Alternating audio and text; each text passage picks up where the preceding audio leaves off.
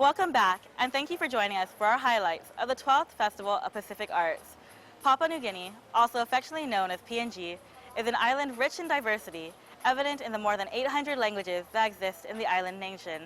Though they arrived a little bit late, PNG has fully immersed themselves in everything the festival has to offer. We caught up with PNG, the host of the 3rd Festival of Pacific Arts. Good day, everyone. When you take a stroll around the main festival village here in Hagatnia, one thing that's sure to catch your eye are the amazing billams, some of which are displayed here behind me. So we thought we'd stop at the PNG hut and find out a little bit more about how these billams are made and PNG or Papua New Guinea's participation here at the festival. I'm here with Michael Mangwan. Michael, how are you doing today? Hello, I'm just happy to be here at this festival, and it's our first time to be here, but we really appreciate, we just like the way it is organized here, and although we arrived late, but we managed to get through. There are about 53 members altogether from Papua New Guinea. Here at the festival, there are basically two kinds of activities that we are participating. One is the two groups are performing at a show, the main showground, while the other activity is to display the arts and the craft. And one of the main area that we are all the time that you will see us is here at this stall. PNG always has very interesting performances, very intricate handicraft. Tell us a bit about Papua New Guinea. Thank you. In Papua New Guinea, as you can see, the craft here, what we have, they come from different regions, right?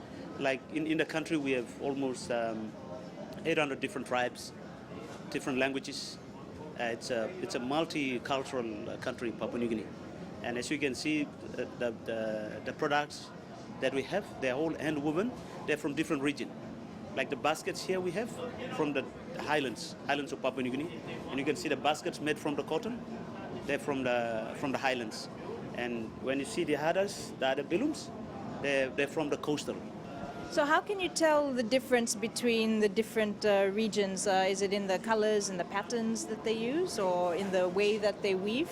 Yeah, in the highlands, they weave more on the cotton, and some of the trays, the vegetable trays, the fruit trays they have their own ways of doing it. While on the coastal, we have our own ways of doing it. But the material is almost the same. We use bark from the trees and cane, and the special vines from the forest. And what is the process involved in making these trays? The process involved in making these trays, it takes quite a long time to come up with a tray like this. Usually, a person who is making this one has to go to the forest and then do a selective cutting of these canes, and then they're taken out, they're cleaned up, the leaves are taken off, and they're put in a water to do a total wash with a warm water, I would say with warm water, and then the top part of it has to be cleaned, and then the strips are taken out. They use small knives and tools to take the strips. They have to take it out properly, do it properly, because it's going to go around the other cane. And then once that is ready, they usually put on the sun, dry it properly, and then once it is dried, they are tested. It's okay for them to do the weaving. Once it's ready, they start weaving. It takes about 2 weeks to come up with a tray like this. Are there any special dyes or anything that are used? For the trays like this, they don't use dyes. There's no artificial. They're all natural. They're different colors. These colors, as you can see, comes out from the original cane. Yeah. So there's no colors on these trays. Like you see from the billums, some of the billums we have, they're not painted. They're from different cotton. While the other billums that we have, they get a paint, the dye or the color from the tree, the sap from the tree and the clay. They're mixed together to come up with different colors to put on the billums. Yeah. The trays are usually weaved by men. They use hand tools, and they're usually weaved by the men. and does that. What about the colorful billums that we see behind us? Tell us about the process that's involved in making them. As you can see, most of the balloons are made by women. They have different patterns, right? Like the other one that we have is more traditional. The one that's very special especially for women, for marriage. When the woman is getting ready for marriage, this is the balloon that was used in the past. But it doesn't have any other artificial colors on.